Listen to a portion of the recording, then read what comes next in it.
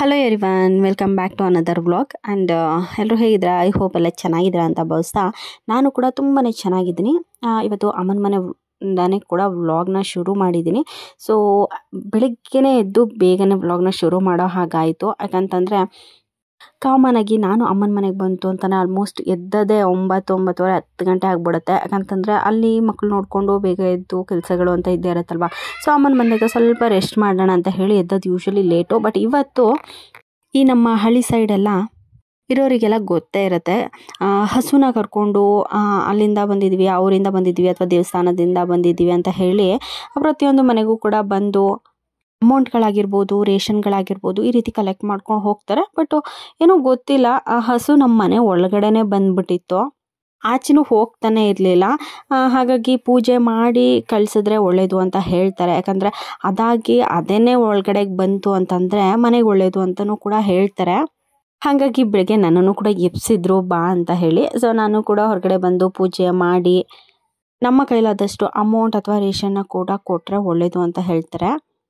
ಈ ಎಕ್ಸ್ಪೀರಿಯೆನ್ಸ್ ಒಂಥರ ತುಂಬಾ ಖುಷಿ ಕೊಡ್ತು. ಯಾಕಂತಂದರೆ ಎಷ್ಟೊಂದು ಸಲ ನಾವೇ ಪರ್ಟಿಕ್ಯುಲರಾಗಿ ಗೃಹ ಪ್ರವೇಶಕ್ಕೆ ಹುಡ್ಕೊಂಡು ಕರ್ಕೊಂಡು ಬಂದು ಮನೆ ಒಳಗಡೆ ಕರ್ಕೊಂಬರೋ ಅಂಥದ್ದು ಹಸುನ, ಅದು ಪದ್ಧತಿ ಅಂತ ಹೇಳ್ತಾರೆ. ಬಟ್ಟು ಅದೇನೇ ನಮ್ಮ ಮನೆಗೆ ಬಂದಿದ್ದು ಒಂಥರ ತುಂಬಾ ಖುಷಿ ಆಯಿತು ನಮಗೆಲ್ರಿಗೂ. ಏನು ಅದಕ್ಕೆ ಬಿಡಕ್ಕ ಮಕ್ಕಳಾಗ ಓದಿ ಮನೆ ಕಲಿತಾರೆ ಅಂತ ಹೇಳ್ಬಿಟ್ಟು ಅವ್ರನ್ನ ದಾಟೋದು ಬಾರ ಪಾಪ ನಿಂತ್ಕೊಂಡು ಹೋಗಿ ನೀನು ಒಳ್ಳೆ ಬಾ ಮಗಳೇ, ಬಾರಂಗೆ ಎತ್ತಲ್ ಮಗಳೇ, ಬಾರಂಗೆ ಎತ್ತಲ್ ಒಳ್ಳೆ ಹೋಗ್ ಬಾ, ಹೋಗ್ ಮಗ ಕುತ್ಕೊಂಡು ಪಾಪ ನಿಂತ್ಕೊಂಡು ಹೋಗಿ ಒಳ್ಳೆ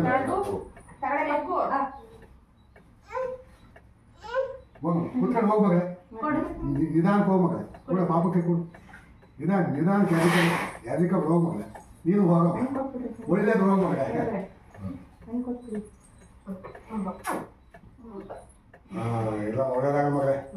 ಹಾಗೆ ಊರಲ್ಲಿ ಮಾರಿ ಹಬ್ಬ ಬೇರೆ ಇತ್ತು. ಹಾಗಾಗಿ ಹಸ್ಬೆಂಡ್ ಮನೆಗೆ ಹೋಗಲಿಲ್ಲ, ಒಟ್ಟಿಗೆ ಮಾರಿ ಹಬ್ಬ ಮುಗಿಸ್ಕೊಂಡು ಹೋಗೋಣ ಅಂತ. ಸೊ ಅಮ್ಮ ಬೆಳಿಗ್ಗೆ ಕೂಡ ಹೆಬ್ರ ಅಂತ ಹೇಳ್ತಾರೆ ಮಾರಿ ಹಬ್ಬದಲ್ಲಿ, ಮಾರಿ ಹಬ್ಬ ಮಾಡೋರು ಗೊತ್ತಿರತ್ತಾ. ಸೊ ಹೆಬ್ರ ಬರುತ್ತೆ ಅಂತ ಹೇಳಿ ಅಮ್ಮ ಪೂಜೆನೆಲ್ಲ ರೆಡಿ ಮಾಡ್ಕೊಂಡಿದ್ರು. ನಮ್ಮ ಕಡೆ ಹೀಗೇ ಹೆಬ್ರ ಫಸ್ಟು ಬೆಳಗ್ಗೆನೇ ಹೆಬ್ರ ಬರುತ್ತೆ, ಹೆಬ್ರಿಗೆ ಪೂಜೆ ಕೊಟ್ಟು ನಂತರ ಹಬ್ಬ ಶುರು ಆಗೋವಂಥದ್ದು. ನಮ್ಮ ಕಡೆ ಹೆಬ್ರಕ್ಕೆ ಪೂಜೆ ಅಂತ ಎಲೆ, ಅಡಿಕೆ, ಹೂ, ಕಾಯಿ, ಅರಿಶಿನ, ಕುಂಕುಮ, ಅಕ್ಕಿ, ಹರಳೆಣ್ಣೆ ಕೊಟ್ಟು ಪೂಜೆ ಕೊಡೋವಂಥದ್ದು. ಮಾಮೂಲಿ ಗಂಧದ ಕಡ್ಡಿ ಹಾಕಿ ಪೂಜೆ ಮಾಡಿಸ್ಕೊಂಡು ಬಂತಂದರೆ ಮಾರಿ ಹಬ್ಬ ಶುರು ಬೆಳಗ್ಗೆಯಿಂದನೇ ಅಂತ. ಸೊ 2 ದಿನ 3 ದಿನ ಅಂತಲೇ ಒಗ್ಗರಣೆ ಹಾಕೋಂಗಿಲ್ಲ. ಒಂದೊಂದು ಊರಲ್ಲಿ ಒಂದೊಂದು ಥರ ರೀತಿ ಇರುತ್ತೆ. ನಮ್ಮ ಕಡೆ 3 ದಿನ ಹಿಂದೆ ಒಗ್ಗರಣೆನ ಹಾಕಬಾರ್ದು ಅಂತ ಹೇಳಿ ಅನೌನ್ಸ್ ಕೂಡ ಮಾಡ್ತಾರೆ.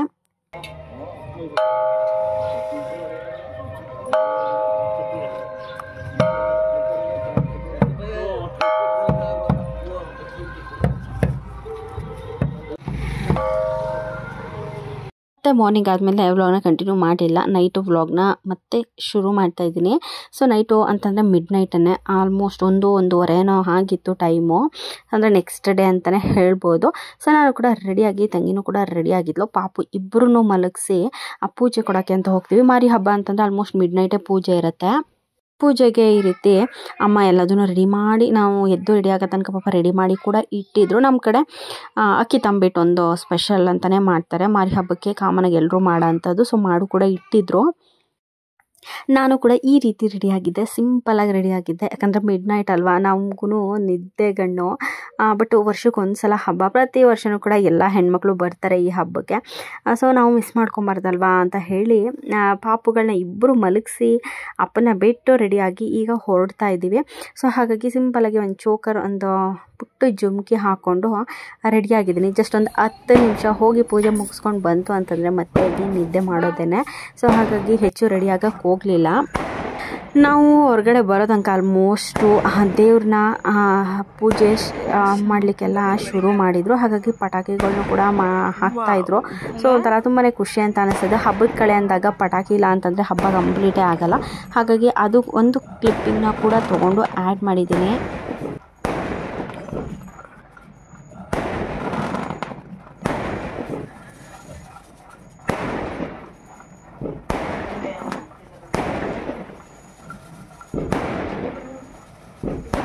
ಇನ್ನು ಹಬ್ಬ ಅಂತ ಬಂದಾಗ ಊರಲ್ಲಿ ಲೈಟಿಂಗ್ಸ್ಗಳಿಲ್ಲ ಅಂತಂದರೆ ಒಂದು ಕಳೆನೇ ಇರಲ್ಲ. ಹಾಗಾಗಿ ನಮ್ಮ ಊರ ಮಠದಲ್ಲೂ ಕೂಡ ತುಂಬಾ ಚೆನ್ನಾಗಿ ಲೈಟಿಂಗ್ಸ್ಗಳನ್ನೆಲ್ಲ ಅರೇಂಜ್ ಮಾಡಿದ್ರು. ಜೊತೆಗೆ ಆ ಮಾರಿಗುಡಿ ಬೀದಿಯಲ್ಲೂ ಕೂಡ ತುಂಬಾ ಚೆನ್ನಾಗಿ ಡೆಕೋರೇಷನ್ ಎಲ್ಲ ಮಾಡಿದರು. ಆ ಲೈಟಿಂಗ್ಸ್ಗಳೆಲ್ಲ ತುಂಬಾ ಚೆನ್ನಾಗಿ ಅರೇಂಜ್ ಕೂಡ ಮಾಡಿದರು.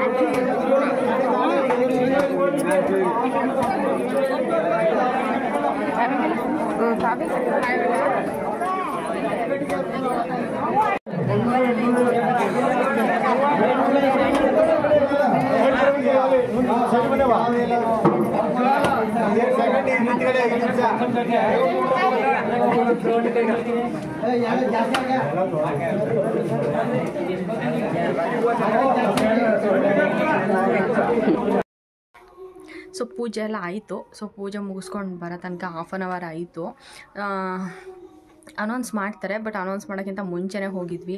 ಯಾಕಂದರೆ ಪಾಪುಗಳು ಇಬ್ಬರು ಕೂಡ ನೋಡಿ ಮಲಗಿದ್ದಾರೆ. ಯಾಕೋ ಗೊತ್ತಿಲ್ಲ, ಇವತ್ತೇ ಅವಳು ಸ್ವಲ್ಪ ಬೇಗ ಎದ್ದು ಹಠ ಮಾಡ್ತಾಯಿದ್ಲು.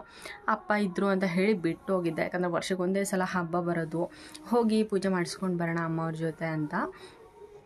ಸೊ ಪೂಜೆ ಎಲ್ಲ ಚೆನ್ನಾಗಾಯಿತು, ತುಂಬಾ ಚೆನ್ನಾಗಿ ಮಾಡಿದರು ಅಲಂಕಾರ ಎಲ್ಲ. ಸೊ ಮಾಡ್ಕೊಂಡು ಈಗ ಬಂದು ಸ್ವಲ್ಪ ಡ್ರೆಸ್ ಚೇಂಜ್ ಮಾಡಿ ಈಗ ಮಲಗಬೇಕು. ಟೈಮು 3:30 ಆಗ್ತಾ ಬಂತು. ಸೊ ಲೇಟ್ ಆಗಿದೆ. ಆ್ಯಂಡ್ ಈ ವಿಡಿಯೋನ ನಾನು ಇಲ್ಲಿಗೆ ಎಂಡ್ ಮಾಡ್ತಾಯಿದ್ದೀನಿ. ಐ ಹೋಪ್ ಈ ವಿಡಿಯೋ ನಿಮಗೆಲ್ರಿಗೂ ಇಷ್ಟ ಆಗಿದೆ ಅಂತ ಅಂದ್ಕೊಂಡಿದ್ದೀನಿ. ಆ್ಯಂಡ್ ಇಷ್ಟ ಆದರೆ ಒಂದು ಲೈಕ್ ಮಾಡಿ, ಹೊಸದಾಗಿ ನೋಡ್ತಾ ಇದ್ದರೆ ಚಾನಲ್ನ ಸಬ್ಸ್ಕ್ರೈಬ್ ಮಾಡ್ಕೊಂಡು ನೋಡಿ. Thanks for watching.